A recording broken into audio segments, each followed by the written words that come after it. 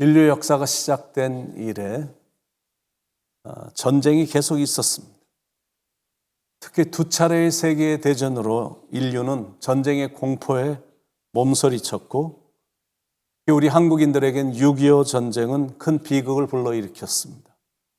전쟁은 사람을 죽이고 병들게 만들고 마음을 불안하게 하고 역사적인 유산물도 파괴시키고 자연도 훼손시킵니다. 게다가 경제와 국력도 약화시킵니다. 그래서 사람들은 전쟁을 미워하고 평화를 사랑합니다. 예수님의 오심에 대해 천사들은 이렇게 외쳤죠. 지극히 높은 곳에서는 하나님께 영광이요 땅에서는 기뻐하심을 입은 사람들 중에 평화로다. 바로 이것이 예수님이 이 땅에 오신 목적입니다.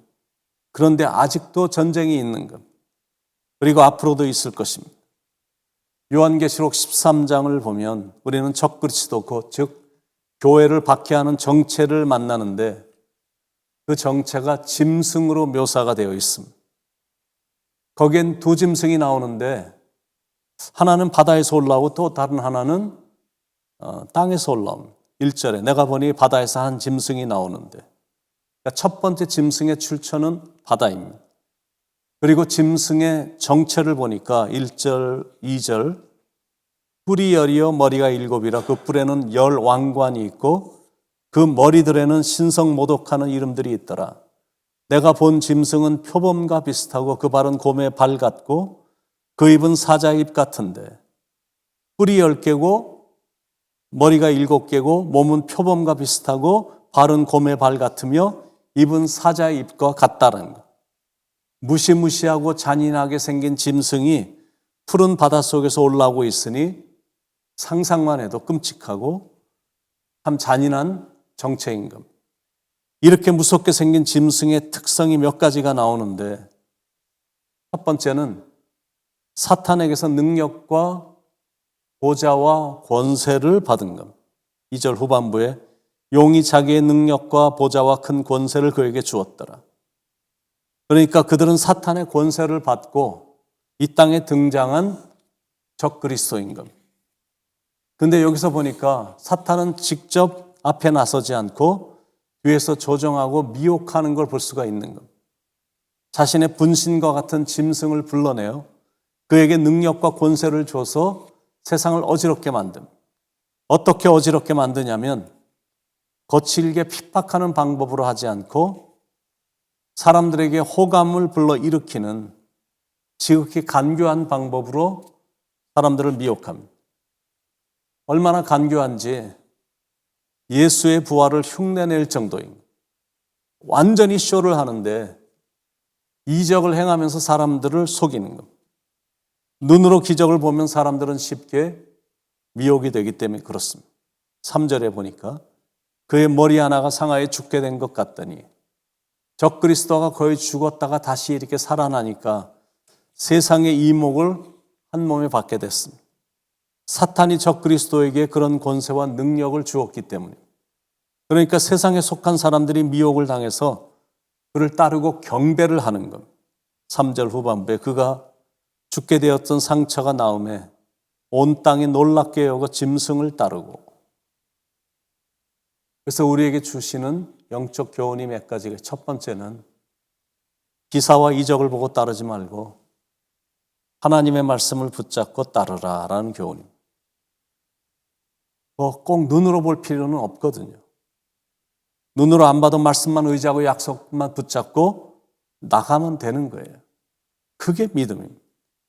애굽의 박수들도 기사와 이적을 일으켰거든요. 그러나 그거는 흉내만 내는 얄팍한 능력이었습니다. 주님은 완전히 죽으셨다가 부활하셨습니다. 그런데 그들은 죽지 않고 죽게 된 것 같다가 살아난 겁니다. 주님이 하신 걸 흉내만 내는 겁니다. 거기에 넘어가면 안 됩니다. 영적 교훈 두 번째는 외모나 기적을 보지 말고 하나님의 말씀을 의지해서 분별하라라는 교훈입니다.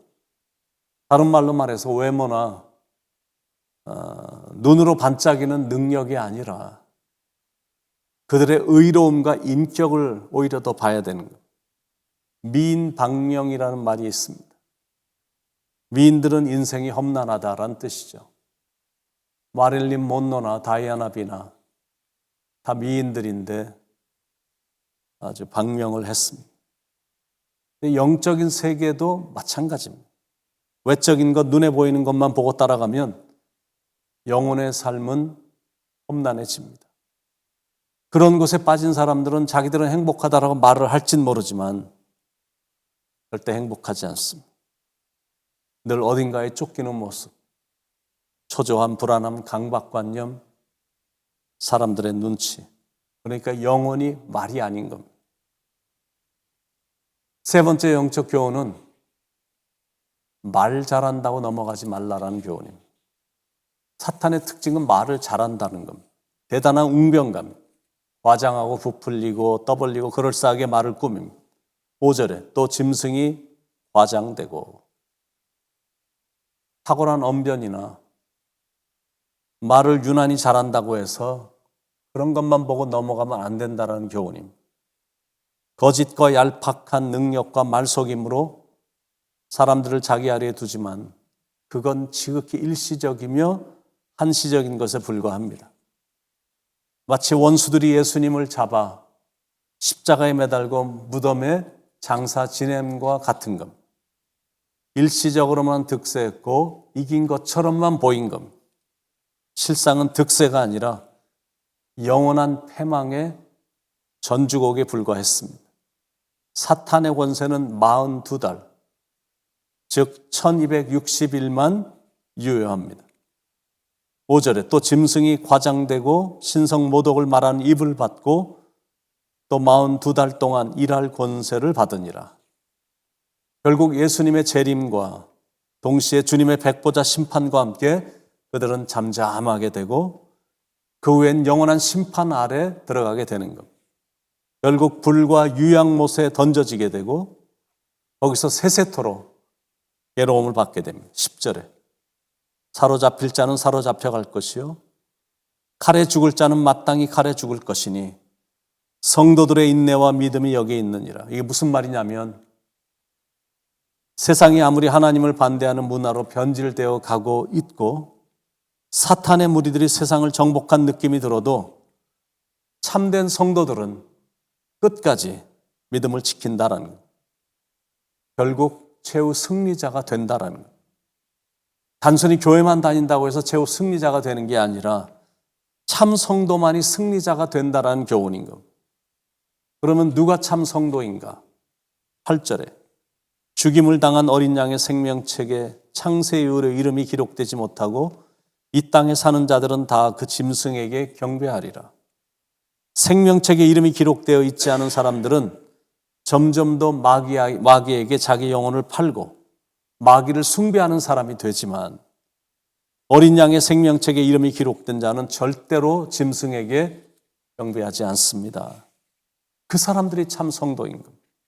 참 성도이기 때문에 시대를 분별할 줄 알고 사탄을 대적할 줄 알고 비록 육체에는 해를 가해도 영혼은 건드리지 못하는 악한 영들이니 두려워하지 않고 몸과 영혼을 능히 지옥에 멸하시는 하나님만 두려워하며 오직 그리스도만 경배하고 그리스도에게만 끝까지 충성을 다하는 그 사람이 바로 참 성도인 것.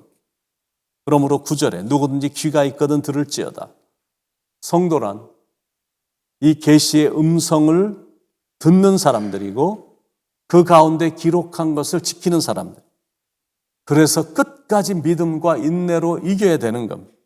그래서 언젠가 천국에 가서 흰 옷을 입고 하나님 앞에서 칭찬과 영광을 받아야 됩니다. 요한계시록 3장 5절에 이기는 자는 이와 같이 흰 옷을 입을 것이요 내가 그 이름을 생명책에서 반드시 흐리지 아니하고 그 이름을 내 아버지 앞과 천사들 앞에서 시인하리라. 이것이 우리의 최종 목표입니다. 바로 이것이 우리가 신앙생활하는 결정적인 이유입니다. 언젠가 이 땅을 떠날 때 하늘나라에 들어가고 거기서 구원받은 자로서 흰옷을 입고 황금길을 다니며 금고무고 맞춰서 새 노래를 부르는 그날. 그때는 세상 고생 모두 다 잊어버리는 것.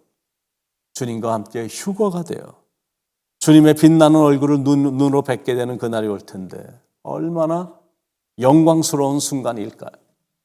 나를 주님이 알아보면서 천국도 친히 안내해 주시며 내 눈에서 흐르는 눈물을 닦아주실 그날이 반드시 올 것이다라는 사실입니다. 그날 때문에 우리는 오늘도 이기며 믿음과 인내를 가지고 나가는 겁니다. 여러분도 그날을 소망하며 오늘을 이기기를 우리의 삶의 대장이 되시는 예수님의 이름으로 간절히 축원을 드립니다. 기도하시겠습니다. 언젠가 우리에게 맡겨주신 모든 일을 다 마친 후에 밝고 밝은 그날에 찬란한 영광스러운 주님의 얼굴을 뵙게 되는 그날, 이 땅에서 수고했던 모든 것들을 다 내려놓고 천국으로 입성하는 구원받은 자로서의 개선 장군과 같은 그런 모습으로 천국에 들어가는 날이 오게 될 텐데, 그날을 소망하며 오늘도 반드시 인내와 믿음으로 이기는 하루가 될 수 있게 주님 인도해 주시옵소서. 우리의 삶도 축복의 삶으로 인도해 주시지만 이 땅을 떠나게 되면 천국에서의 삶을 보장시켜 주셔서 얼마나 소망이 넘치고 마음은 든든한지, 이런 복을 허락해 주신 주님께 참 감사드립니다. 오늘도 감사가 넘치는 하루, 기쁨으로 충만한 하루, 담대한 하루, 능력의 하루, 소망이 넘치는 하루가 되도록 축복해 주시옵소서. 사랑과 은혜가 늘 풍성하신 예수님의 이름으로 간절히 기도드립니다.